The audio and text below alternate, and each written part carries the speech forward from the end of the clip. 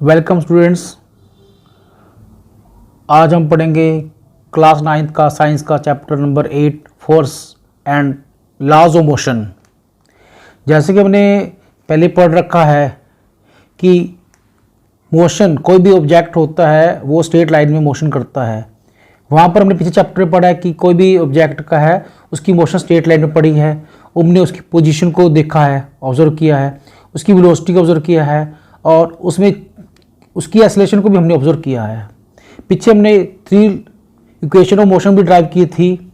हमने देखा कि मोशन होती है जो किसी ऑब्जेक्ट की, वो यूनिफॉर्म भी हो सकती है और नॉन यूनिफॉर्म भी हो सकती है। ये तो मोशन की बात रही, लेकिन we have not yet discovered the what causes motion. अब प्रश्न उठता है, इस जो मोशन होती है ये मोशन क्यों होती है? क्या चीज ऐसी जो मोशन को लेकर आती है? Why does speed of an object change with the time? कोई ऑब्जेक्ट जो मोशन में है, जो उसकी स्पीड होती है टाइम के साथ साथ बढ़ती है, घटती है, क्यों घटती है या क्यों बढ़ती है, ये चीज़ हमने आज डिस्कस करेंगे। क्या सभी मोशंस का कारण एक ही है?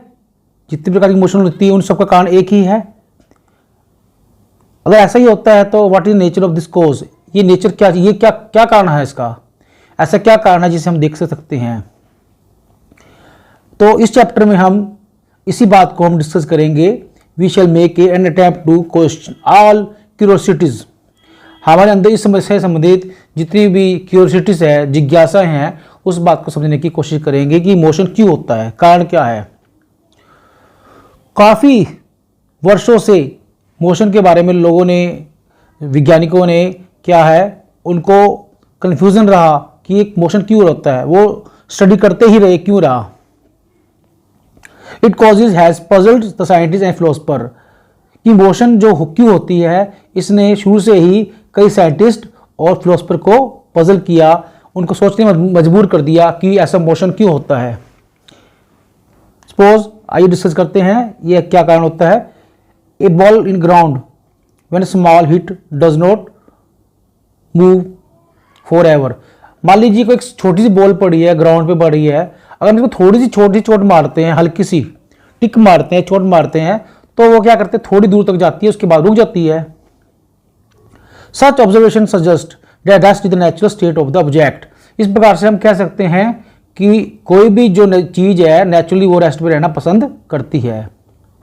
This remain the belief until the Galileo and Isaac Newton develop and tell different approach to understand the motion. ये तब तक तो ठीक रहा।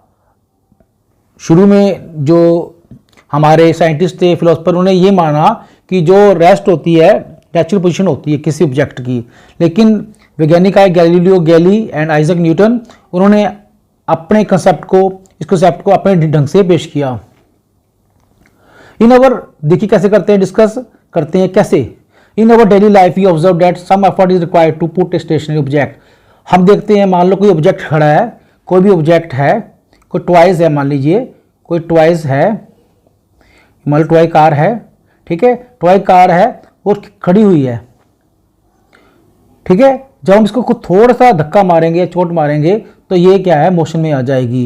It requires to put stationary object into motion और स्टॉप मूविंग ऑब्जेक्ट। हमें कोई ऐसी चीज चाहिए जो इसकी, या तो इसमें इसकी मोशन में रेस्ट से मोशन ला दे या मोशन से रेस्ट में ला दे। आइए क्या चीज होती है वह, वी हम सोचते हैं, this is an muscular effect that we say we must push, hit और pull on object to change the state of motion. जब भी हमें किसी भी ऑब्जेक्ट की जो है स्टेट, रेस्ट या मोशन की चेंज करनी होगी, तो हमें क्या करना पड़ता है, या तो हम किसी वस्तु को पुश करते हैं, धकेलते हैं, या उसको हिट करते हैं, या उसको खींचते हैं। ये 3 मेन तरीके हैं जिससे हम किसी भी वस्तु की जो है स्टेट, उसकी स्टेट में परिवर्तन लेके आते हैं, चेंज इन स्टेट्स, कि हम उसकी स्टेट को चेंज कर सकते हैं। The concept is force is based upon this push. यही पुश, हिट और पुल को हम क्या कहते हैं, फोर्स। आइए हम समझते हैं क्या होता है फोर्स। फोर्स को हम कभी देख नहीं सकते, ना टेस्ट कर सकते हैं, ना तो हम फोर्स को देख सकते हैं ना महसूस कर सकते हैं, बल्कि फोर्स को हम महसूस कर सकते हैं, इसके प्रभाव को महसूस कर सकते हैं। वी ऑलवेज सी और feel the effect of a force. हम फोर्स के प्रभाव को देख सकते हैं, महसूस कर सकते हैं, लेकिन फोर्स को देख नहीं सकते। This can be explain by describing what happens that when force is applied on A object. ये तब देखा जाता है जब किसी भी ऑब्जेक्ट पे फोर्स अप्लाई किया जाता है, तब हम फोर्स के जो है उसके इफेक्ट को महसूस कर सकते हैं। जैसे मान लीजिए ये कोई टॉयज था, इसको हमने यहाँ फोर्स अप्लाई किया, जैसे हमने इस पर फोर्स अप्लाई किया तो इस डायरेक्शन में मूव करने लग गया। जब मूव करने लग गया तो हमने फोर्स का इफेक्ट देख लिया। फोर्स ने क्या किया, इसकी जो स्टेट थी उसको चेंज कर दिया।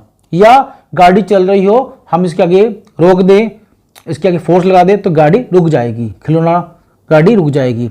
यहाँ पर भी इसको महसूस किया जा सकता है। तो फोर्स ही क्या है, पुश है, पुलिंग है या हिटिंग है। हिटिंग क्या, थोड़ा चोट मारेंगे किसी चीज को, गेंद को, वो भी चलने लग जाएगी। तो यही पुशिंग, हिटिंग और पुलिंग ऑब्जेक्ट को हम क्या कहते हैं, फोर्स कहते हैं। इस सबको हम क्या कहते हैं, फोर्स कहते हैं।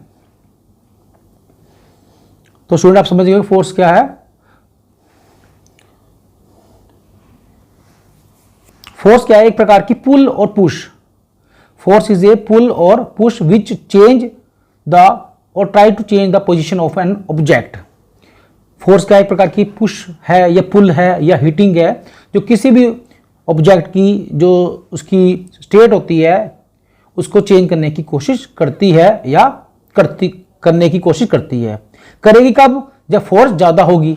जब फोर्स कम होगी तब उसको स्टेट को कम करने की कोशिश करेगी। आइए इसके इफेक्ट देखते हैं कैसे कैसे होते हैं।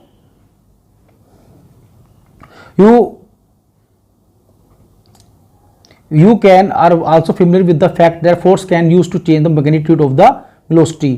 इसके अलावा फ्लूस क्या करती, जो फोर्स होती है वो क्या करती है, वेलोसिटी की मैग्नीट्यूड, उसका वेलोसिटी को कम या ज़्यादा करने में सहायता करती है। एंड अन्य शब्दों में कह सकते हैं ये वेलोसिटी को फास्ट या स्लो करने में काम आती है। इसके अलावा ये क्या करती है, इट चेंज इट्स डायरेक्शन। जब फोर्स अप्लाई होती है तो किसी भी ऑब्जेक्ट की डायरेक्शन को चेंज कर सकती है। We know the force can change the shape and size of an object.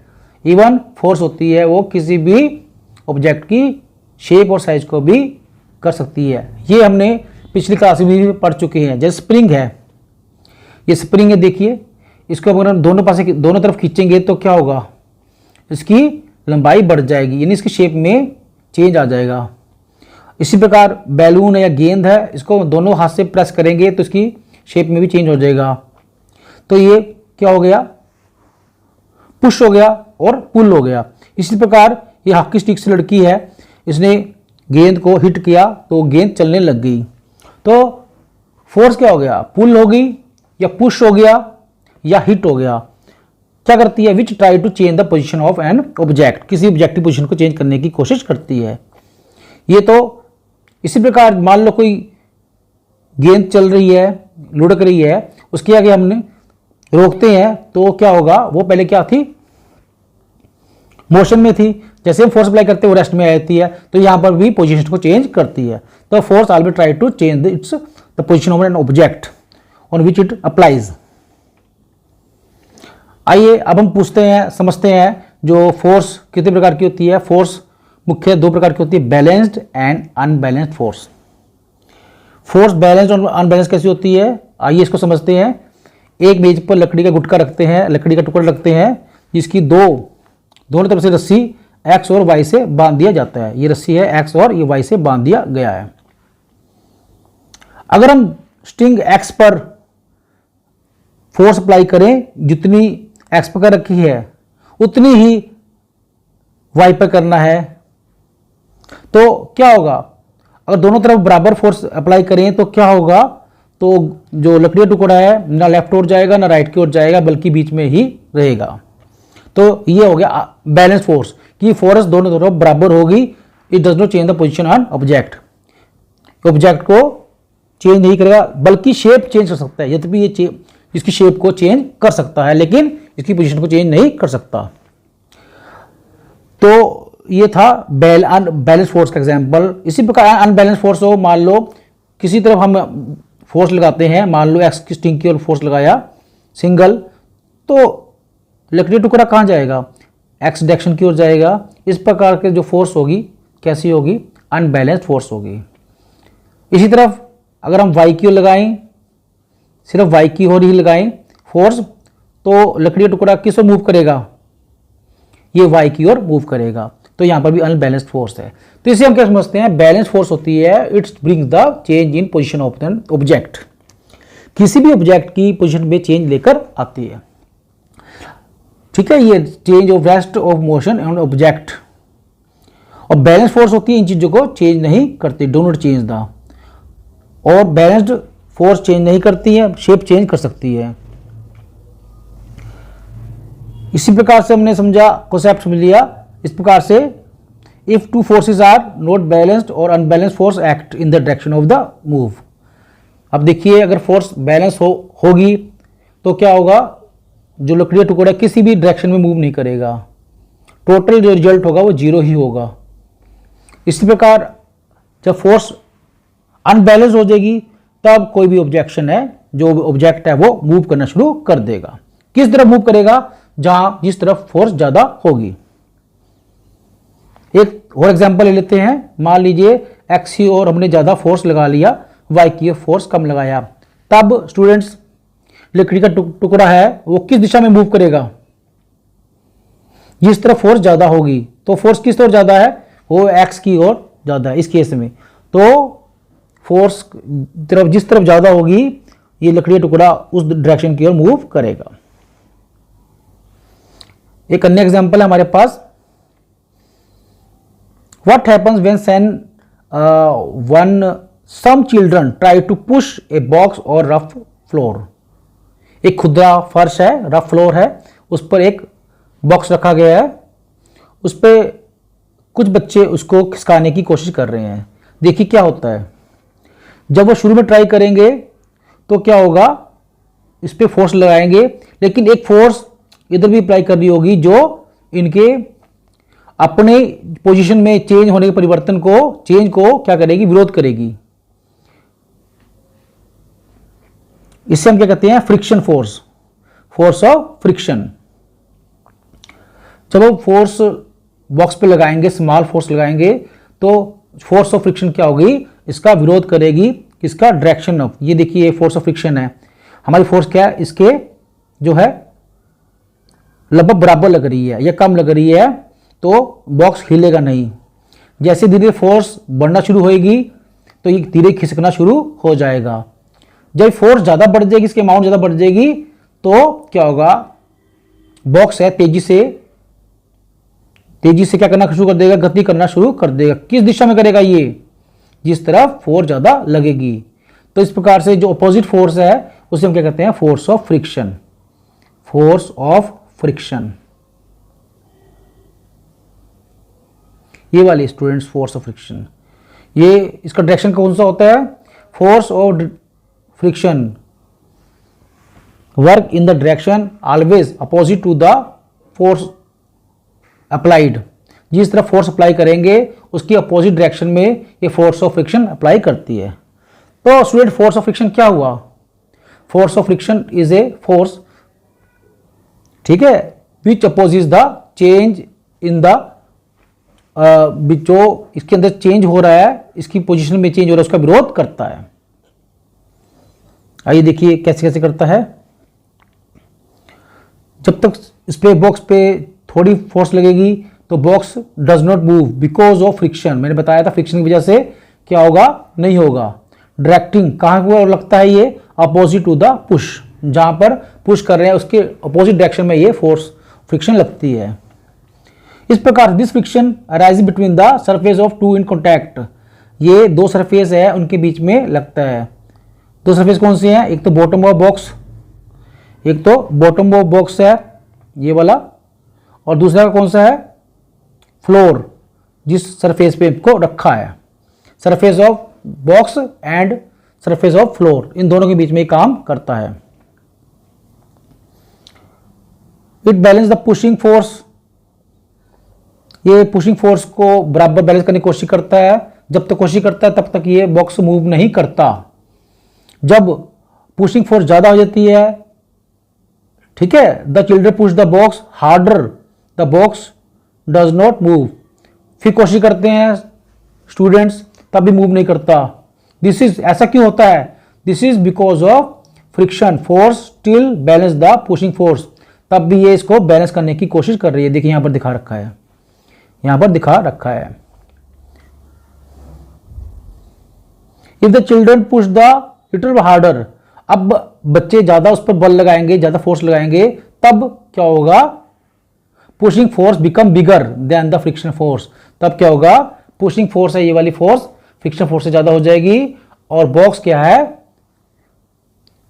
Force की डायरेक्शन में मूव करना शुरू कर देगा। तो this is N unbalanced force. ये अनबैलेंस्ड फोर्स का बहुत ही अच्छा एग्जांपल्स है।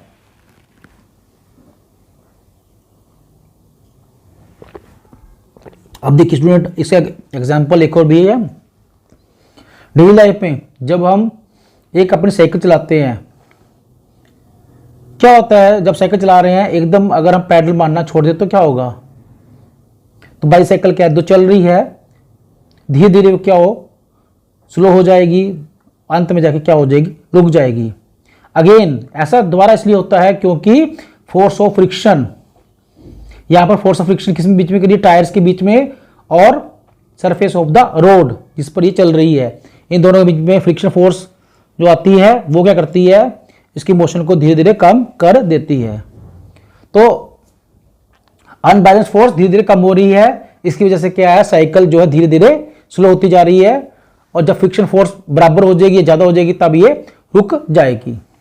तो साइकिल को मूव रखने के लिए हमें क्या करना पड़ेगा? लगातार उसको पैडल मारते रहना पड़ेगा ताकि अनबैलेंस्ड फोर्स बनी रहे और साइकिल चलती रहेगी। इस प्रकार से object maintains the motion under the continuous application of unbalanced force. जब भी हम किसी ऑब्जेक्ट पर अनबैलेंस्ड फोर्स लगी रहेगी तब तक वो अपनी स्टेट में वो चलता रहेगा, चाहे मोशन में हो चाहे रेस्ट में हो। However it is quite correct when an object moves in uniform velocity. मान लीजिए कोई एक ऑब्जेक्ट है जो लगातार वेलोसिटी के साथ चल रहा है, लगातार वेलोसिटी के साथ चल रहा है। So force acting on the object are balanced. उसमें फोर्स एक्ट कर रही है, वो बैलेंस्ड है, ठीक है। There is no external force, उस पर कोई फोर्स अप्लाई नहीं कर रही। जब तक उस पर कोई अनबैलेंस्ड फोर्स नहीं अप्लाई करेगी तो वो चलती ही रहेगी। जैसे कोई अनबैलेंस्ड फोर्स उस पर अप्लाई होगी, then there will be change in the either in speed और डायरेक्शन ऑफ द मोशन। जैसे उस पर कोई फोर्स लगेगी तो वो या तो उसकी स्पीड बढ़ जाएगी या उसकी स्पीड कम हो जाएगी।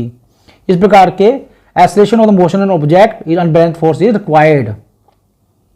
सो स्टूडेंट्स, हमने क्या देखा कि फोर्स अनबैलेंस्ड अप्लाई होती रहेगी तब तक ये क्या होगा? चेंज इन मोशन होता रहेगा। And change of motion would continue as long unbalanced force is applied. जब तक जो है अनबैलेंस्ड फोर्स रहेगी तब तक ये चलता रहेगा। आपने एक बहुत बात ध्यान देने की है, जो फोर्स है वेक्टर क्वांटिटी है, इसका मैग्नीट्यूड भी होता है। Force is a vector quantity, इसका मैग्नीट्यूड भी होता है और डायरेक्शन भी होता है। फोर्स का डायरेक्शन प्रभाव कैसे पड़ता है? अगर दो फोर्स एक डायरेक्शन में लग जाएं, तो फोर्सेस एक डायरेक्शन में लग जाएं तो क्या होगा? इसकी जो स्पीड को बढ़ा देंगे ऑब्जेक्ट की। इस केस में अगर वो स्पीड मान लो कोई चल रही है मूव, तो इसके अपोजिट लग जाए, अपोजिट डायरेक्शन में फोर्स लग जाए, तब क्या होगा? इसकी स्पीड कम हो जाएगी। तो फोर्स का जो प्रभाव होता है वो उसके डायरेक्शन पर भी डिपेंड करता है। तो इसलिए force is a vector quantity.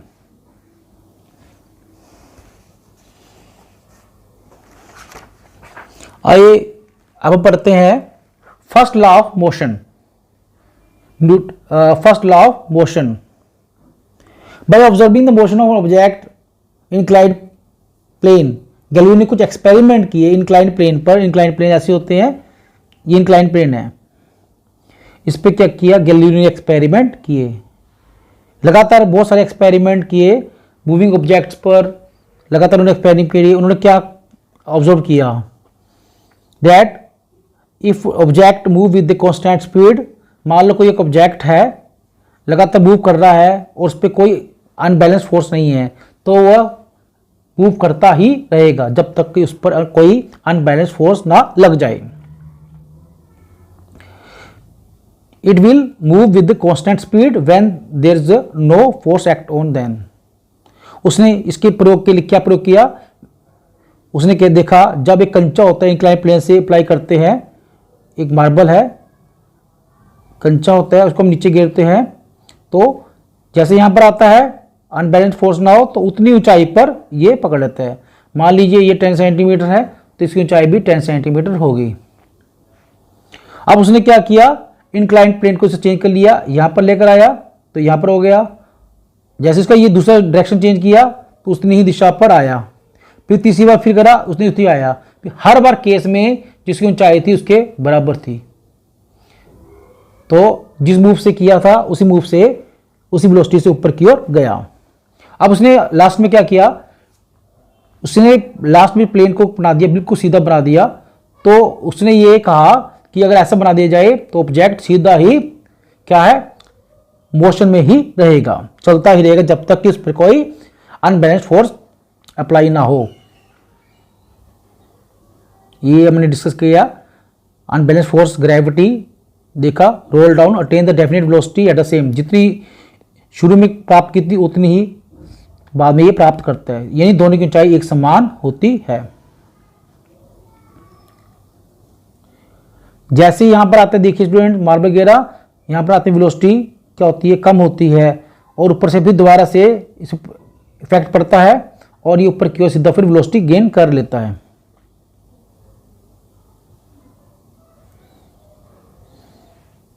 इस प्रकार से गैलीलियो ने बहुत सारे एक्सपेरिमेंट किए, ये सारा यहां पर डिस्कस कर दिया गया है।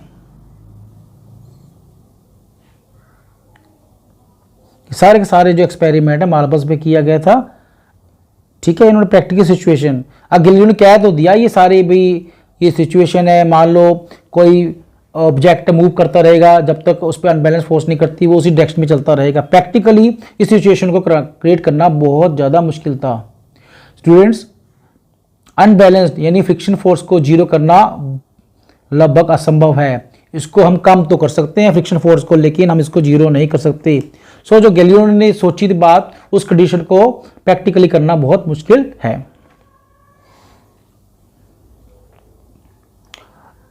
तो प्रैक्टिकली फ्रिक्शन को क्या कर सकते हैं, हम कम कर सकते हैं। मार्बल्स को फेंकते हैं तो क्या होता है, कुछ समय के बाद मार्बल्स क्या होते हैं, वो धीरे धीरे रुक जाते हैं। ऐसा क्यों होता है, ऐसा इसलिए होता है due to the friction force. जो फ्रिक्शन फोर्स होती है धीरे धीरे उसकी क्या गति को कम कर देती है। अगर हम मार्बल को थोड़ा स्मूथ मिला ले, धरातल थोड़ा सरफेस स्मूथ ले ले, प्लेन स्मूथ ले ले, तो क्या होगा, इसकी जो है डिस्टेंस थोड़ा बढ़ जाएगा, थोड़ी देर बाद रुकेगी। इस प्रकार से जितना फ्रिक्शन कम होगा उतना ही जो है इसकी मोशन चलता रहेगा। Newton study further Galileo's ideas on force of motion and present the three laws.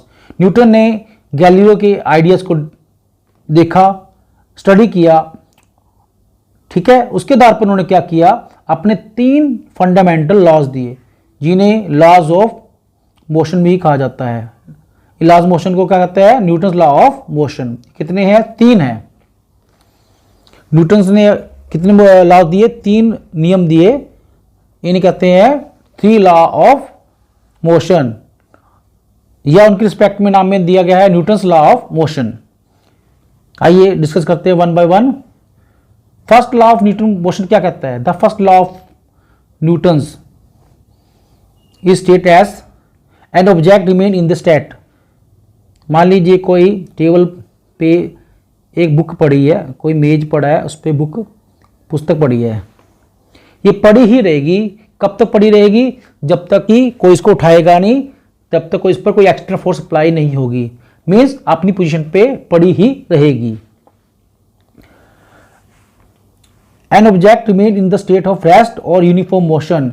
कोई मान लो कोई ऑब्जेक्ट मूव कर रहा है तो ये चलता ही रहेगा। कब तक? जब तक इस पे कोई अनबैलेंस्ड फोर्स काम नहीं करेगी। अनबैलेंस्ड फोर्स काम नहीं करेगी। सो अनबैलेंस्ड फोर्स होगी तभी चेंज इन स्टेट होगा। तो यही न्यूटन्स लॉ का जो पहला नियम है वो कहता है। आइए इसकी वर्डिंग समझते हैं, ये क्या कहना चाहता है। That an object remain in the state of rest और uniform motion in a straight line unless complete to change that state by an applied force. जब तक इस पर अनबैलेंस्ड फोर्स अप्लाई नहीं होगी तब तक अपनी जो है स्टेट में रहेगा। In the other words all object resist the change. अन्य शब्दों में हम कह सकते हैं जितने भी ऑब्जेक्ट्स हैं वो अपनी स्टेट को चेंज होने के अपोज करते हैं। इस प्रकार से हम कह सकते हैं tendency of undisturbed object to stay at rest और keep moving with the same velocity is called inertia. इस प्रकार से हम कहते हैं कि किसी ऑब्जेक्ट की पोजीशन चेंज करने के लिए जो फोर्स लगानी पड़ती है, सेम वेलोसिटी लगानी पड़ती है, उसे हम इनर्शिया कहते हैं। That's why first law of motion is also known as the law of inertia. Newton का पहला नियम को हम लॉ ऑफ इनर्शिया भी कहते हैं। स्टूडेंट आप समझ गए इनर्शिया। जो दो in the quantity way the tendency of undisturbed object, किसी ऑब्जेक्ट की वह क्वालिटी जो उसके अंदर पोजीशन चेंज होने का विरोध करती है, उस क्वालिटी को हम क्या कहते हैं? इनर्शिया कहते हैं। आइए कुछ एग्जांपल डिस्कस करते हैं क्या होता है। जैसे कि हम we are travelling in a motor car. हम मान लीजिए एक कार में बैठे हैं, ट्रैवलिंग कर रहे हैं। We remain to at rest with respect to the seat until driver applies a brake. जब तक हम ड्राइवर के साथ बैठे हैं कार में तो हम क्या है? ड्राइवर के अनुसार हम क्या है? रेस्ट में है। जब तक ड्राइवर ब्रेक नहीं मारता, जैसे ही वो ब्रेक मारता है कार क्या करती है? एकदम स्लो हो जाती है और हमारी बॉडी उसी कंडीशन में रहने की कोशिश करती है। क्यों? Because of its inertia. Inertia की वजह से कोशिश करती है। इसलिए sudden application of brakes may cause injury to by impact. जब हम मान लो गाड़ी में जा रहे हैं, गाड़ी में बैठे हैं, किसी बाइक में या कार में बैठे हैं स्टूडेंट्स, तो हम जैसे हम चल रहे हैं तो हम with respect to the car we are in the state of जो है अपनी स्टेट में है। जैसे ही दोनों मोशन में है, हमारी बॉडी मोशन में है और कार भी मोशन में है, लेकिन जैसे ब्रेक लगाते हैं तो कार तो क्या होती है? रेस्ट में आ जाती है। लेकिन जो हमारी बॉडी होती है वो विरोध करती है, वो अपनी पुरानी स्टेट यानी मोशन में रहने की कोशिश करती है। इसलिए हम एकदम ब्रेक लगाने की ओर आगे की ओर गिर जाते हैं। इसलिए हमें सलाह दी जाती है कि जब वो कार में बैठे कृपया तो हमें सीट बेल्ट बांध लेनी चाहिए ताकि एकदम ब्रेक लगने पर हम आगे की ओर ना गिरें और हमारे पर किसी प्रकार की इंजरी ना आए।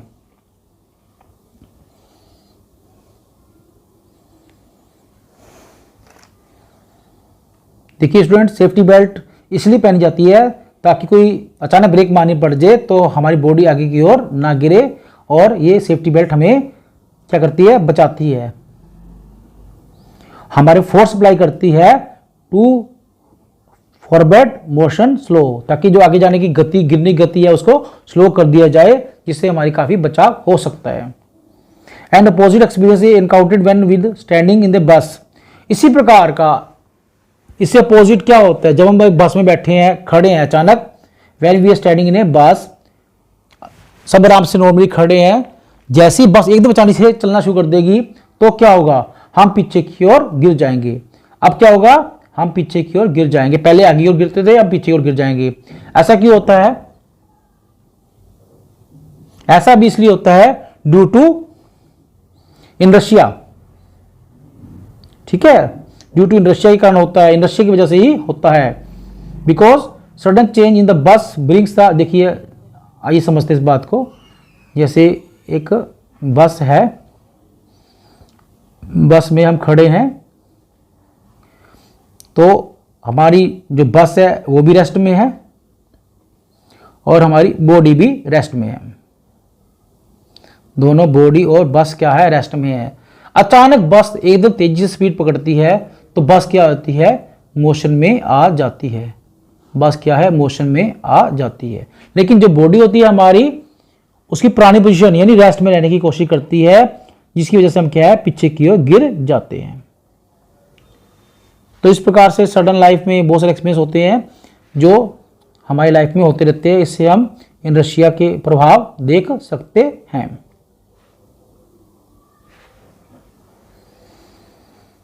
आइए एक एग्जांपल डिस्कस करते हैं। जैसे एक motor car makes sharp turn, जैसे कोई कार चल रही है, अगर टर्न मान लो कि गाड़ी है एकदम तेजी से मुड़ती है तो हमारी बॉडी क्या है, आउटर साइड की ओर जाएगी। ऐसा क्यों होता है? We tend to thrown outside one side. ऐसा क्यों होता है? अगेन ये भी हम इसको एक्सप्लेन कर सकते हैं on the basis of law of inertia. यह सब इनर्शिया की वजह से ही होता है। जैसे हम we tend to continue straight line motion, जैसे मुड़ता है हम क्या होता है, स्ट्रेट लाइन मोशन के रहने की कोशिश करते हैं। इसकी वजह से हम दूसरी तरफ हम चले जाते हैं। तो ऐसा भी लॉ ऑफ इनर्शिया की वजह से ही होता है। When unbalanced force is applied by engine to change direction of motion, motor car की डायरेक्शन चेंज होती है। We slip to one side of the seat, हम अपनी सीट के एक तरफ हो जाते हैं due to inertia of our body. हमारी बॉडिया की जो हमारी बॉडी होती है उसकी इनर्शिया की वजह से होती है। The fact that a body remain in the rest until upon acted by unbalanced force can be illustrated through the following activities। हमने इस प्रकार से जो एग्जाम्पल देखे हैं अनबैलेंस फोर्स के, इसके अलावा हम एक एक्टिविटी भी कर सकते हैं। आइए देखिए कुछ एक्टिविटी है जो डिस्कस करते हैं। मान लीजिए कैरम बोर्ड ले लिए हैं, इस पर हमने एक पे जो इसकी गोटी रख ली है, कैरम कॉइन्स रख ली इसके ऊपर, एक के ऊपर। अगर हम स्ट्राइकर से मारते हैं तेजी से तो केवल देखिए ऐसे ऐसे हमने एक सीरीज बना ली है, स्ट्राइकर से हिट करते हैं तो केवल नीचे वाला ही मूव करेगा, बाकी जो है वही पोजीशन पे आ जाएंगे। ऐसा क्यों होता है? Again due to law of inertia, inertia की वजह से ही होता है। एक और एक्टिविटीज है हमारे पास। एक ग्लास लेना है, इस पे कार्ड रखना है, कार्ड पर 5 रुपीज का कॉइन रखना है और एकदम तेजी से स्टिक करना है, इसको हिट करना है फिंगर की सहायता से। तो क्या होगा, जो है कार्ड है वो मूव कर जाएगा और जो सिक्का है नीचे गिर जाएगा। ऐसा क्यों होता है? शुरू में सिक्का और कॉइन, जो कॉइन है और कार्ड है, दोनों कैसे हैं, रेस्ट में हैं। जैसे फोर्स कार्ड अप्लाई होती है तो कार्ड क्या होता है, तेजी से मूव कर जाता है। जो सिक्का होता है अपनी पुरानी पोजीशन में रहने की कोशिश करता है, जिसकी वजह से वो सीधा ही ग्लास में गिर जाता है। इसी प्रकार आपने देखा ट्रे होती है जहां पर चाय वगैरह या पानी रखते हैं, उसके अंदर एक होल किया थोड़ा गहराई रखी जाती है। ऐसा इसलिए रखा जाती है ताकि उसके अंदर चाय के अंदर या पानी रखा हो या ग्लास रखे हो या कप रखे हो तो जब चले तो वो हिले ना, मूव ना करे। वो होल्स होते हैं, जो गहराई होती है उसको क्या कर लेती है, उसको रोक लेती है, उसकी पोजीशन चेंज होने से बचा लेती है। इस प्रकार से पानी या चाय गिरने से बच जाती है। अगर ये गहराई ना हो तो क्या होगा, फिर चाय वगैरह गिर सकती है। That's why groove is provided in A saucer. Saucer के अंदर एक गहराई रखी जाती है, प्लेसिंग द टी कप, चाय के कप को रखने के लिए रखा जाता है। ये क्या करता है, it prevent the cup from toppling over in case of sudden jerk. अचानक कोई झटका पड़ जाए तो उसको रोकने की कोशिश करता है, मैक्सिमम इसकी जो है चाय ना गिरे इसके लिए उसको बचाता है। नेक्स्ट है इनर्शिया और मास। इनर्शिया मास क्या होता है, दोनों में क्या संबंध है, आइए एक एग्जांपल से द्वारा डिस्कस करते हैं। मान लीजिए हमारे पास जो है एग्जांपल्स देखते हैं। For with all example activity given by so far illustrated there is resistance. अब तक हमने जितनी एक्टिविटी देखी है, चाहे स्टेट ऑफ मोशन हो चाहे स्टेट ऑफ रेस्ट, चेंज करने की कोशिश करते हैं तो कोई एक चीज होती है जो इसका विरोध करती है। मान लो अगर ये कोई बॉडी रेस्ट में तो रेस्ट की रहने की कोशिश करेगी, अगर मूविंग है तो मूविंग में रहने की कोशिश करेगी। This property of an object is called the inertia. Inertia क्या कहलाता है, it is the property of an object, किसी वस्तु की क्या है, प्रॉपर्टी है जो इसकी कंडीशन में, स्टेट में चेंज होने का विरोध करती है। क्या सभी के पास जितनी सब्जेक्ट्स ऑब्जेक्ट्स हैं, all bodies have same inertia, जितनी भी हमारे यहाँ आसपास सामान है, वस्तुएं हैं, क्या इनर्शिया सेम होता है? आइए इसे एग्जांपल डिस्कस करते हैं। हम देखते हैं एक बॉक्स है जो खाली है, एक बॉक्स है जो खाली है, उसको हम आराम से आसानी से खिसका सकते हैं, एक स्थान से दूसरे स्थान तक लेकर जा सकते हैं। लेकिन जैसे ही बॉक्स के अंदर हमने सामान भर दिया, बॉक्स के अंदर सामान भर दिया, तब उसी फोर्स से हम इसको अप्लाई करेंगे तो वो मूव नहीं करेगी। स्टूडेंट ध्यान देंगे ऐसा क्यों हो रहा है, जबकि बॉक्स तो सही है, सेम बॉक्स है, यहां पर इसका इनर्शिया क्यों बढ़ गया और यहां पर कम क्यों है? तो डिफरेंस क्या है, यहां पर जो शुरू में बॉक्स एम्प्टी था यानी उसका वजन कम था, जैसे उसके अंदर सामान भरा तो उसका क्या हो गया, वजन बढ़ गया, उसका मास बढ़ गया। तो जितना वस्तु का जितने मास होगा उतना ही उसका इनर्शिया भी ज़्यादा होगा। तो mass is equal proportional to inertia और inertia is directly proportional to mass. किसी वस्तु में भारी वस्तु का इनर्शिया ज़्यादा होता है, हल्की वस्तु का जो इनर्शिया कम होता है। तो इस प्रकार से इनर्शिया और मास आपस में रिलेटेड होते हैं।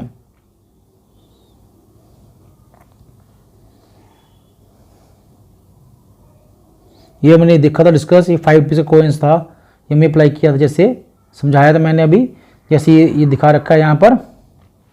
फोर्स किस पर आई हुई थी, फोर्स अप्लाई हुई थी कार्ड पर, तो कार्ड मूव कर गया, लेकिन जो कॉइन था वो क्या है, रेस्ट में रहने की कोशिश करता था, इसलिए वो ग्लास के बीच में ही रह गया। ये देखो यहाँ पर एग्जाम्पल दे रखा है बढ़िया, उसी पुराने जो एग्जाम्पल डिस्कस कर रहे हैं, तो इनर्शिया, कॉइन्स की इनर्शिया के बारे में दिखाया गया है। इस प्रकार से इनर्शिया क्या है, inertia is the natural tendency of an object to resist a change in the states of motion और रेस्ट। किसी भी ऑब्जेक्ट की स्टेट है, चाहे वो मोशन में हो चाहे रेस्ट में हो, उसका विरोध करता है, उस क्वालिटी को क्या कहते हैं, इनर्शिया कहते हैं। तो ये सारा था first law of motion is called the law of inertia. अब पढ़ते हैं न्यूटन का सेकंड लॉ। न्यूटन का सेकंड लॉ क्या कहता है? जैसे कि हमने पढ़ा है फर्स्ट लॉ में क्या बताया था, कोई भी जो है वस्तु है अपनी पुरानी कंडीशन में रहना ही पसंद करती है जब तक इस पर कोई अनबैलेंस फोर्स नहीं लगती। अनबैलेंस फोर्स क्या करेगी, उसकी वेलोसिटी में चेंज लेकर आएगी, या कम करेगी या ज़्यादा, मीन्स यहाँ पर क्या होगा, एक एक्सेलरेशन उत्पन्न हो जाएगा। अब ये एक्सेलरेशन किस पर डिपेंड करता है? एक्सेलरेशन डिपेंड करता है किसी वस्तु पर जो फोर्स लग रही है, फोर्स लग रही है, कितनी लग रही है उस पर डिपेंड करता है।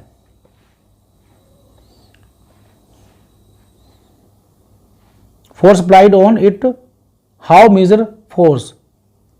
अब हम फोर्स को कैसे मेजर करेंगे, एग्जांपल देखते हैं। देखिए एग्जांपल है इसका,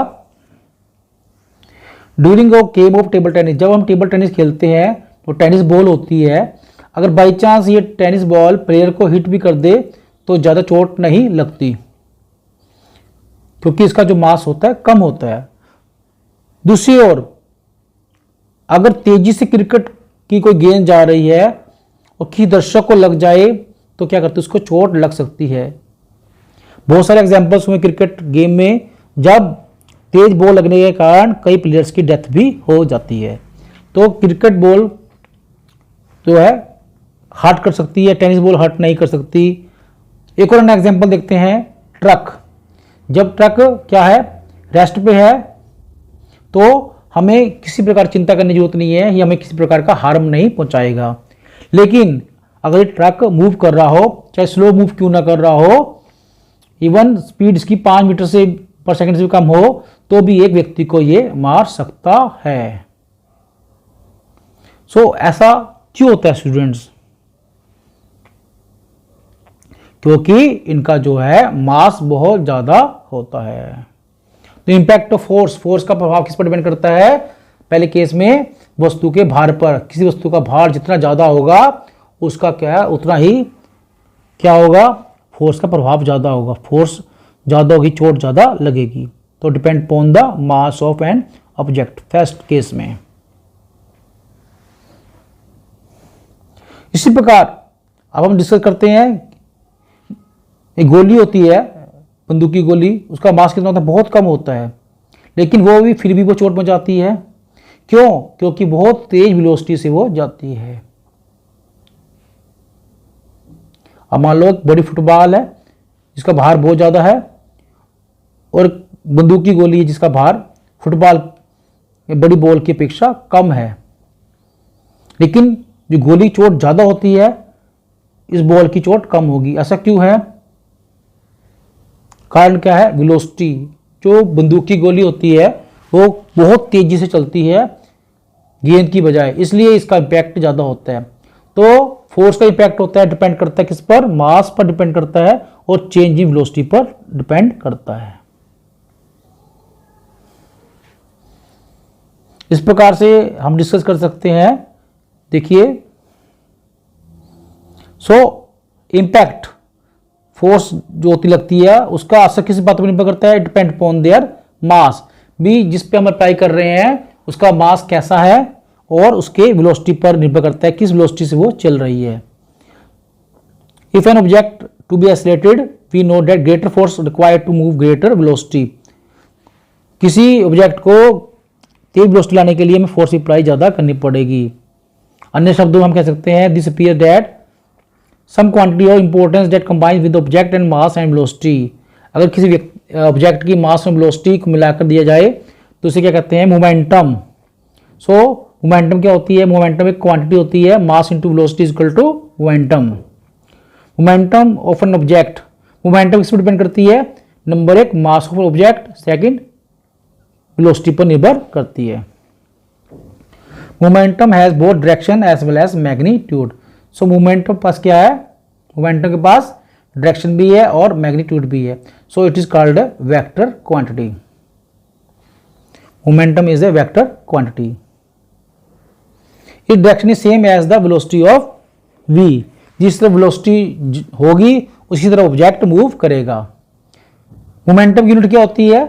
मोमेंटम की यूनिट होती है किलोग्राम मीटर पर सेकंड।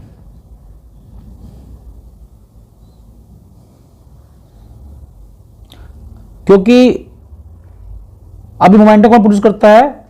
इससे हम सिद्ध होते हैं force also produce a change in momentum. तो चेंज इन मोमेंटम कौन लेके आता है? फोर्स ही लेकर आती है। आइए एक सिचुएशन डिस्कस करते हैं। एक कार है जिसकी बैटरी क्या है? खराब हो रही है। उसको पुश करना है। स्टार्ट करने के लिए धक्का लगाया जा रहा है, धक्का लगाया जाता है उसको। तो उस पर क्या होता है? उसको स्पीड देनी है 1 मीटर पर सेकंड, थोड़ी स्पीड देनी है जो उसके इंजन को स्टार्ट करने के लिए काफ़ी है। हम देखते हैं अगर उस पर 1 या 2 पर्सन अचानक पुश देते हैं, अनबैलेंस फोर्स लगाते हैं, इट हार्डली स्टार्ट्स। एक कुछ समय बाद स्टार्ट होती है, लेकिन but continue push over some time. अगर हम इस कार को लगातार धक्का देते रहें तो क्या होगा? इसकी स्पीड तेजी से बढ़ जाएगी, एक्सेलरेशन बढ़ जाएगा, इतना बढ़ जाएगा कि कार जो है एकदम स्टार्ट हो जाएगी। It means change in momentum car is not determined by the magnitude. तो कार के अंदर जो मोमेंटम चेंज हुआ है किस पर डिपेंड करता है? ना केवल फोर्स के मैग्नीट्यूड पर डिपेंड करता है बट आल्सो द टाइम। जितना टाइम ज़्यादा होगा फोर्स को खींचा जाएगा, लगाया जाएगा, फोर्स लगाने का समय बढ़ाया जाएगा, उतना ही उसका क्या होगा? इंपैक्ट ज़्यादा होगा। तो हम कह सकते हैं force necessity to change momentum on object depend upon the time rate. समय की वह दर जब तक उसको फोर्स अप्लाई किया गया है तो मोमेंटम डिपेंड करती है। तो यही सेकंड लॉ ऑफ मोशन बताता है। The second law of motion state इसी बात को कहता है कि rate of change momentum, momentum पे जो चेंज आता है किसी ऑब्जेक्ट में लगाया जाता है directly proportional to the unbalanced force. Unbalance force जितनी देर लगाई जाती है उस पर डिपेंड करता है, डायरेक्टली प्रोपोर्शनल है। मैथमेटिकल से लिए हम इसको बात को समझते हैं क्या होता है। ये देखिए, मान लीजिए कोई ऑब्जेक्ट है जिसका मास क्या है? m है। वो स्ट्रेट लाइन में मूव कर रहा है विद इनिशियल वेलोसिटी u। उसकी इनिशियल वेलोसिटी क्या है? u। और उस पर फोर्स लगाई जाती है, एक्सेलरेशन नहीं दिया जाता है, तो वेलोसिटी v बन जाती है फाइनल वेलोसिटी। t टाइम के लिए से फोर्स लगाई गई तो उसकी फाइनल वेलोसिटी क्या बन जाती है, v बन जाती है। By the application of constant force, अगर उसको फोर्स को लगातार लगाते रहें, किस समय के लिए, t टाइम के लिए, तब इनिशियल फाइनल वेलोसिटी का मोमेंटम क्या होगा, आइए देखिए डिस्कस करते हैं। शुरू में p1 मोमेंटम क्या होगा, m into you, mass into initial velocity, और फाइनल मोमेंटम क्या होगा, मास इंटू फाइनल वेलोसिटी। तो चेंज इन मोमेंटम क्या होगा, p2 minus p1, final momentum minus initial momentum, mv minus mu, यहाँ ड्राइव कर रखे हमने, तो m हमने कॉमन ले लिया, तो क्या बन जाएगा, m ब्रैकेट में v माइनस u। तो rate of change in momentum is directly proportional to m into v minus u, m into v minus u upon t, time, t यहाँ पर क्या है, टाइम। तो हमने यहाँ पर देख लिया। अब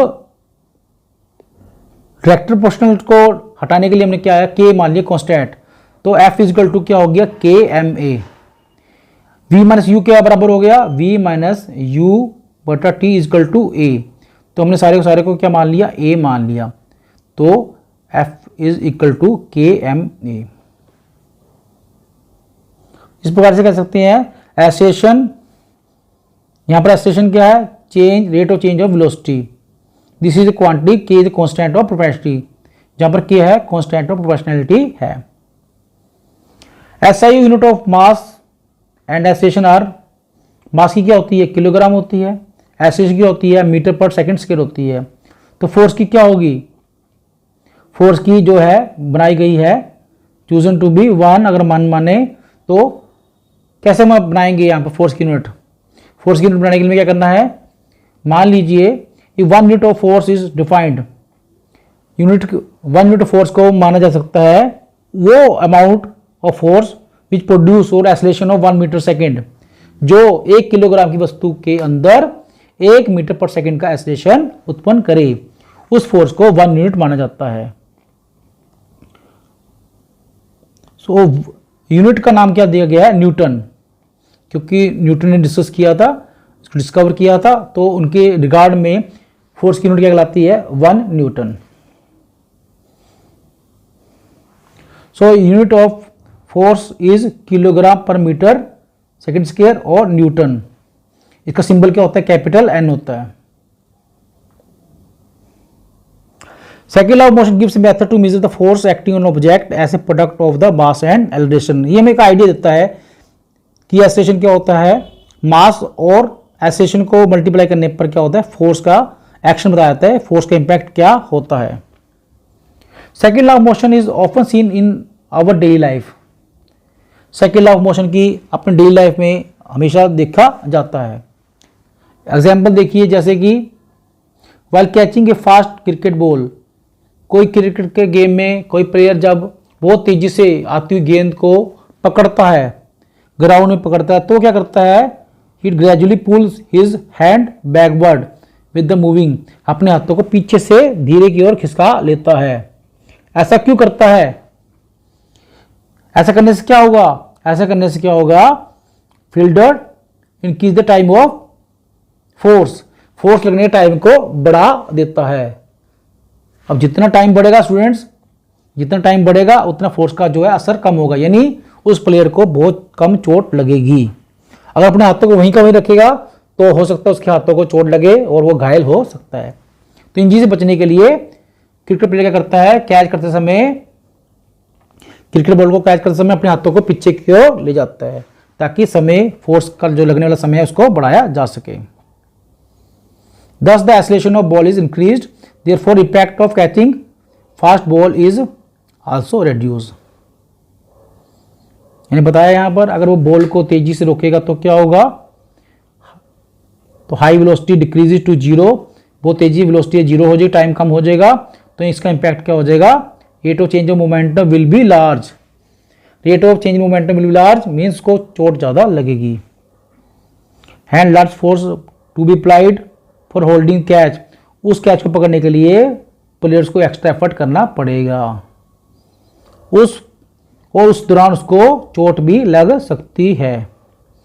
इसी प्रकार स्पोर्ट्स में जो हाई जंपर होते हैं, एथलीट होते हैं, वो क्या करते हैं, the athlete made a fall to either on cushioned bed और सैंड बीट। जो प्लेयर्स होते हैं वो क्या करते हैं, जंप मारते हैं, तो कहां पर मारते हैं, या तो गद्दे पर गिरते हैं या किसी नरम सरफेस पर गिरते हैं। ऐसा क्यों करते हैं, जब वो मूव करेंगे यहां पर तो क्या गद्दा दब जाएगा, जिससे क्या उसका टाइम बढ़ जाएगा और उससे उनको चोट कम लगेगी। अगर वो गद्दा ना लगे तो क्या होगा, टाइम जो है बहुत कम होगा, जिससे क्या फोर्स का प्रभाव ज्यादा होगा और उसको एथलीट को चोट लग जाएगी। इसके अपोजिट जो कराटे प्लेयर होता है वो क्या करता है, अपने हाथ को जो है बर्फ की स्लैब होती है उसको तोड़ने की कोशिश में क्या करता है, हाथ को एकदम तेजी से घुमाता है। यहां पर क्या करता है, वो समय को कम करता है ताकि उसकी जो हाथ द्वारा लगाई गई फोर्स है वो एकदम बहुत बढ़ जाए और सिल्ली एक ही बार में टूट जाए। बर्फ की जो स्लैब है वो एक ही बार में टूट जाए, इस काम को करने के लिए करता है।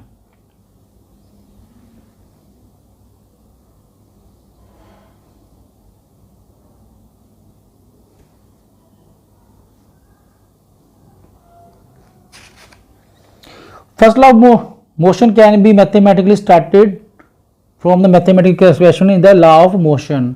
इस प्रकार से जो है ये जो सेकेंड लॉ ऑफ मोशन है फर्स्ट लॉ ऑफ मोशन के साथ इंटर रिलेटेड है, अप्लाई करता है। देखिए एफ इजिकल टू यहाँ पर एम ए और एम, देखिए f is equal to m a और ए क्या होता है, v minus u upon t होता है।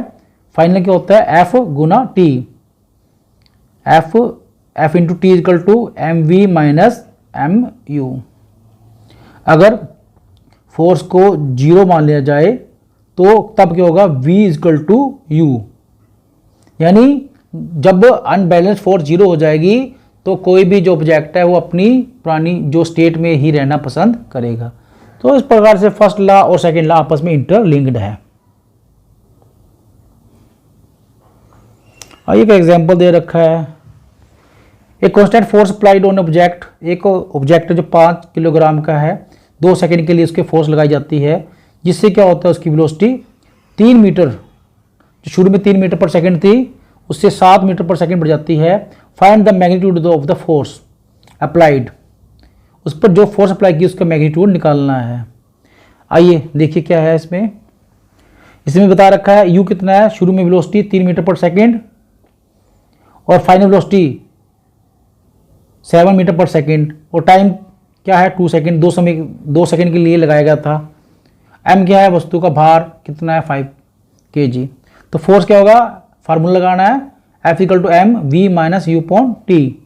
तो वैल्यू पुट कर दी हमने, F equal to 5 kg bracket में 7 metre per second minus 3 metre per second divide by 2 second, divide करने पर कितना आ जाएगा, फोर्स की वैल्यू 10 न्यूटन आ जाएगी।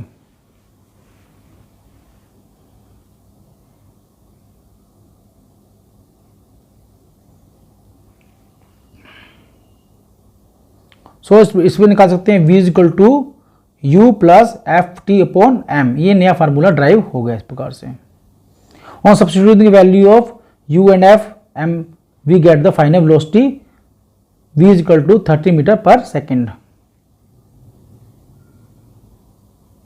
इसी प्रकार से स्टूडेंट न्यूमेरिकल से है, 1 बाय 1 हम इसी लॉ के आधार पर हम डिस्कस कर सकते हैं। तो ये लॉ समझ आ गया आपको स्टूडेंट्स। अब हम पढ़ेंगे थर्ड लॉ ऑफ मोशन। जो पहले न्यूटन्स के 2 लॉ थे मोशन के, इन 2 लॉज ने क्या बताया हमारे को कि जब फोर्स अप्लाई करते हैं तो मोशन में क्या चेंज आता है, अप्लाइड फोर्स मोशन में क्या चेंज लेकर आती है। And also provide us with the method determining the force. इसने इन लॉज ने हमारे को बताया है कि फोर्स की जो कितनी मात्रा, कितना यूज हुई है फोर्स, उसकी मात्रा को जांचने का तरीका भी बता रखा है। सो अब स्टूडेंट पढ़ते हैं third law of motion. Newton के 3 लॉ थे, तो फर्स्ट और सेकेंड हम पढ़ चुके हैं, तीसरा हम पढ़ रहे हैं। तो third law of Newton motion क्या कहता है, third law of Newton motion state when object, देखिए आई समझते हैं थर्ड लॉ ऑफ मोशन कैसे बात समझते हैं। मान लीजिए यहाँ पर कोई वॉल है, दीवार है, तो यहाँ पर हमने बॉल फेंकी तेजी से, तो ये बॉल फेंकी है तो ये क्या हो गया, ये हो गया रिएक्शन। यहाँ पर हमने एक गेंद फेंकी है, जैसे ही गेंद टकराएगी, टकराने के बाद वो वापस की ओर आएगी। जब गेंद दीवार से टकराकर हमारी ओर वापस आती है तो ये क्या होता है, ये क्या होता है, रिएक्शन। स्टूडेंट्स, ये क्या होता है, रिएक्शन। और जब हम गेंद को दीवार में फेंकते हैं तो ये क्या कहलाता है, एक्शन। तो आप एक ध्यान देने योग्य बात है यहाँ पर, जो बॉल जब फेंकी है तो उसकी डायरेक्शन अलग था और टकरा के वापस दिशा में आती है तो उसका अलग होता है। इस प्रकार से एक्शन डायरेक्शन देखिए, जो एक्शन है किस दिशा में हो रहा है, यहाँ से राइट से लेफ्ट की ओर, और जो रिएक्शन हो रहा है वो लेफ्ट से राइट की ओर है, यानी इक्वल है। सो ये क्या कहता है, एक्शन और reaction moving on objects are equal होते हैं लेकिन अपोजिट डायरेक्शन में होते हैं। तो थर्ड लॉ मोशन ये बात करता है when an object exerts force on another object, जब कोई वस्तु या ऑब्जेक्ट फोर्स एक्सर्ट करता है, दूसरे ऑब्जेक्ट पर फोर्स लगाता है, तो सेकंड ऑब्जेक्ट, तो दूसरी वस्तु इमीडिएटली उस पर एक फोर्स लगाती है विपरीत दिशा में। दिशा कैसी होगी, डायरेक्शन कैसा होगा, विपरीत, अपोजिट होगा। These two forces are always equal in magnitude, जैसे मैंने बताया आपको अभी समझाया है, दोनों फोर्सेस कैसी होती है, इक्वल इन मैग्नीट्यूड, इनका जो मैग्नीट्यूड इक्वल होता है लेकिन अपोजिट इन डायरेक्शन। तो यहां पर मैंने वॉल का एग्जांपल समझा रखा है। These force act on different objects and never on the same object. The forces act on, आइए जो फोर्सेस होती हैं जो कहती है इक्वल एंड अपोजिट, मैग्नीट्यूड कैसा होता है, इनके इक्वल होता है और डायरेक्शन कैसे होता है, अलग अलग होता है। The forces of object on different object never be on the same object, ये फोर्सेस होती है अलग अलग ऑब्जेक्ट पर होती है। देखिए एक्शन हमने किस पर करा, बॉल पर करा, और रिएक्शन किसने दिया, बॉल ने दिया। तो ये एक्शन और रिएक्शन होते हैं अलग अलग ऑब्जेक्ट्स पर होते हैं। In the game of football sometimes by looking on the football, जब फुटबॉल का मैच होता है, जब कोई प्लेयर फुटबॉल को किक मारने की कोशिश करता है विद द ग्रेट फोर्स के साथ करता है और कोलाइड विद द फुटबॉल, खेलते हुए दूसरी टीम के प्लेयर के साथ भिड़ जाता है, तो दोनों को क्या होता है, चोट लग जाती है। ऐसा क्यों होता है स्टूडेंट, ऐसा इसलिए होता है जब एक प्लेयर होता है वो फोर्स अप्लाई करता है तो उधर से दूसरा प्लेयर खड़ा होता है, तो इसकी इक्वल एंड अपोजिट क्या करता है, रिएक्शन भी होता है, जिससे क्या होता है, फोर्स यहां पर बढ़ जाती है, तो दोनों को इससे चोट लग जाती है।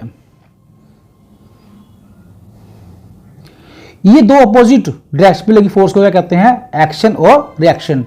जब प्लेयर ने किक मारा तो ये हो गया एक्शन, इसके अपोजिट जो कुछ प्रेशर या कुछ फोर्स लगाई दूसरे प्लेयर ने, उसे हम कहते हैं reaction. So action and reaction always are equal but in opposite direction. एक और उदाहरण लेते हैं दो स्प्रिंग्स का। आइए एक एक्टिविटी करते हैं जिससे हम इस नियम को बहुत अच्छी तरह से समझ सकेंगे। आइए दो स्प्रिंग बैलेंस लेते हैं, ठीक है। इसका एक जो है the fix end of balance B, हमने दो स्प्रिंग बैलेंस लेनी है, एक ए है और एक बी है। Spring balance A and spring balance B. Spring balance B के जो दूसरी साइड है जहां पर स्प्रिंग नहीं लगा हुआ, उसको दीवार के साथ फिक्स कर देना है हुक के द्वारा, और इसी को इसके जो स्प्रिंग बैलेंस का जो हुक है, जिस तरफ स्प्रिंग बैलेंस है, उसको स्प्रिंग बैलेंस के ए के स्प्रिंग से साथ आपने क्या करना है, अटैच कर देना है। यहां पर देखिए जोड़ देना है, हुक को ऐसे जोड़ देना है, दोनों के स्प्रिंग्स को जोड़ देना है और ये वाली साइड फिक्स कर देनी है। आइए अब देखिए क्या होता है।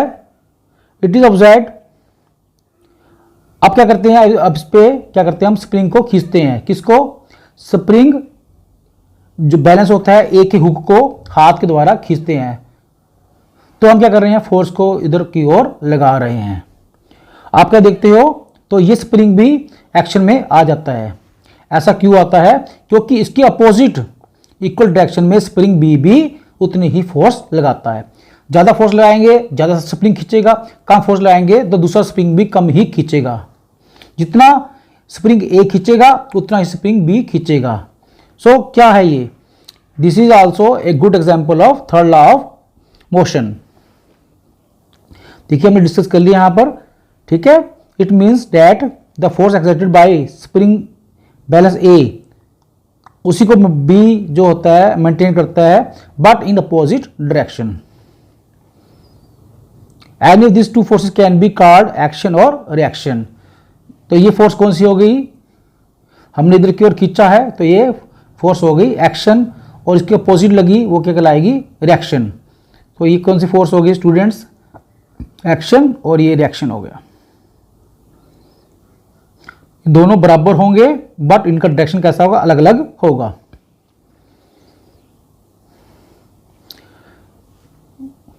न्यूटन का थर्ड लॉ का दैनिक जीवन में बहुत सारे उदाहरण हैं।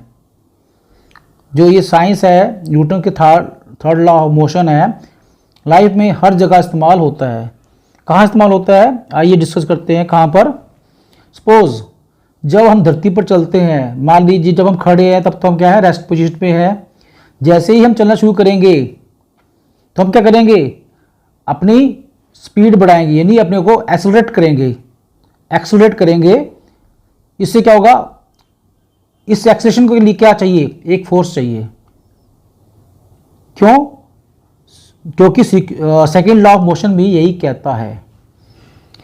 Which is this force? कौन सी फोर्स होगी हमारे पास? ये होगी मस्कुलर फोर्स, यानी हम जो एफर्ट करेंगे अपनी टांगों के द्वारा करेंगे। हम क्या करेंगे?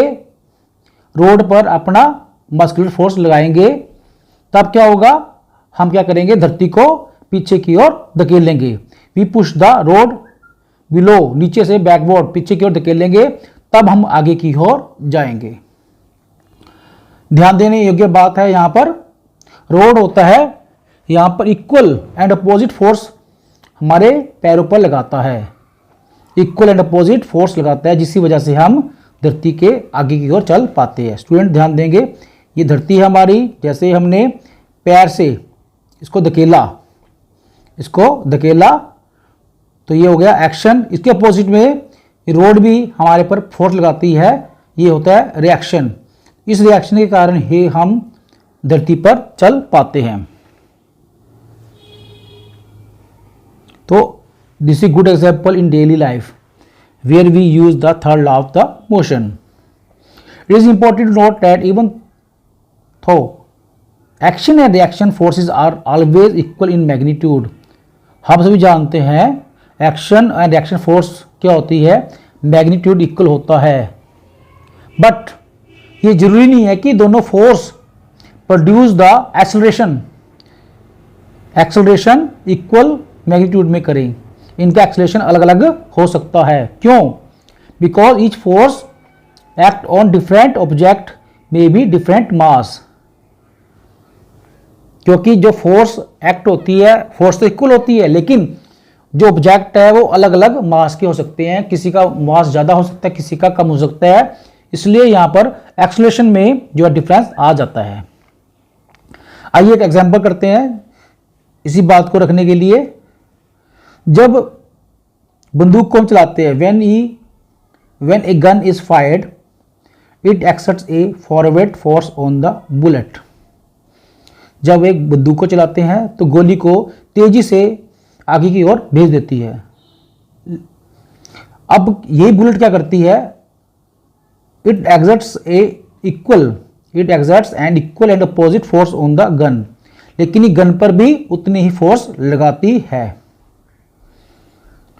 This results in the recoil of the gun. इससे क्या होता है? जो बंदूक होती है तेजी से पीछे की ओर झटका मारती है। स्टूडेंट्स आपने देखा होगा गन चलाना इतना आसान नहीं होता। जब गन चलाते हैं तो पीछे को तेजी से झटका लगता है। इसलिए जितने भी आर्मी पर्सन है, पुलिस पर्सन होते हैं, गन चलाने के लिए स्पेशल ट्रेनिंग देनी पड़ती है। ट्रेनिंग के बाद ही वो गन को चला सकते हैं, क्योंकि ये अगर हम बिना ट्रेनिंग के गन चलाएंगे तो हमारे कंधे को बहुत तेजी से झटका लग सकता है, जिससे हमारा कंधा उतर भी सकता है या कंधे में चोट जो है अंदर तक दिक्कत आ सकती है। Since the gun has much greater mass, हम देखिए, आइए देखिए, जो गन होता है उसका मास बहुत ज्यादा होता है गोली के अपेक्षा, than the mass of the bullet. So the acceleration of gun is much less than the acceleration of the bullet. जहां पर मास कम होगा वहां पर एक्सेलरेशन ज्यादा होगा, और जहां पर वजन ज्यादा होगा वहां पर एक्सेलरेशन कम होगा। यही कारण है कि जो गोली का एक्सेलरेशन है बहुत ज्यादा है और बंदूक का जो होता है वो कम होता है। सो ये भी इसी बारे में बताता है third law of the motion. एक और बड़ी एग्जांपल है थर्ड लॉ ऑफ मोशन का। देखिए यहां पर एक नाव पर बैठा है व्यक्ति, वो खड़ा होता है, जैसे उतरने के लिए जंप मारता है तो क्या करता है, जैसे जंप मार के स्टैंड पर उतरता है, देखिए जंप मार के स्टैंड पर उतरता है तो क्या करता है, ये पैर को धकेलता है, पैर को धकेलता है और उधर की ओर चला जाता है। ये seller jumps in the forward direction, जो सेलर होता है आगे की ओर क्या करता है, जंप मारता है, और इसके बदले में क्या करती है, जो नाव होती है, बोट होती है, वो विपरीत दिशा में पीछे की ओर चली जाती है। ये देखिए दिशा, इसे जंप आगे की ओर मारा है फॉरवर्ड डायरेक्शन में, और जो नाव है वो पीछे की ओर मूव करेगी इन बैकवर्ड डायरेक्शन। यहां पर भी क्या है, एक्शन एंड रिएक्शन हो रहा है इक्वल एंड अपोजिट डायरेक्शन में।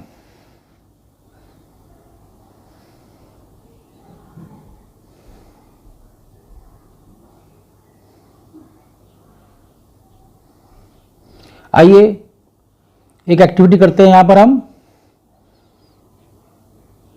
यहां पर एक एक्टिविटी दिखाई, यहां पर request to children to stand on two separate cards.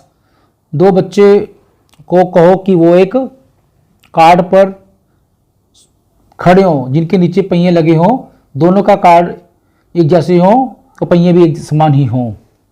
Request to children to stand on two separate cards as shown. Give them a bag full of sand और some other heavy object. इन दोनों बच्चों को रेत से भरी थैली दीजिए या कोई बहुत भारी वस्तु दे दीजिए। अब उनको कहो कि बैग को एक दूसरे को फेंके और कैच करें, आपस में खेलें।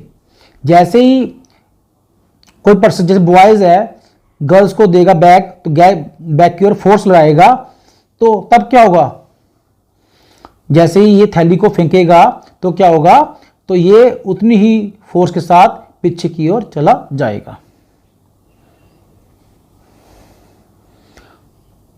यू कैन, तो इस को जांचने के लिए कि कितनी दूर गया है, यहां पर हम यहां पर बॉर्डर लाइन भी लगा सकते हैं। ऐसी गर्ल्स फेंकेगी अगर इसको सैंड के बड़े थैले को, तो वो भी पीछे की ओर जाएगी। ऐसा क्यों होगा, क्योंकि यहां पर एक्शन और रिएक्शन ओकर हो रहे हैं, both are action and reaction occurring in equal and opposite direction. देखिए ये सारी एक्टिविटी दिखा रखी है। तो second law of motion can be seen in this arrangement. ठीक है, the card shown activity can be, तो इनका साइज दे रखा है अलग अलग, 12 m to 18 m थिंक इसको दे रखी है। यहां पर स्केटबोर्ड स्टूडेंट्स हम इस्तेमाल नहीं कर सकते, बिकॉज इट इज, उनको यूज करने से जो स्ट्रेट लाइन मोशन है उसको मेंटेन करना मुश्किल हो जाएगा, जिसकी वजह से हम जो एक्शन रिएक्शन है डिस्टेंस को हम माप नहीं पाएंगे, सही ढंग से एक्शन रिएक्शन को माप नहीं पाएंगे। तो इस एक्टिविटी करने के लिए हमें कार्डबोर्ड ही चाहिए होता है। तो स्टूडेंट्स अब ये अपना चैप्टर खत्म हुआ है और मैं आशा करता हूं कि आपके चैप्टर समझ आया होगा। Thank you very much.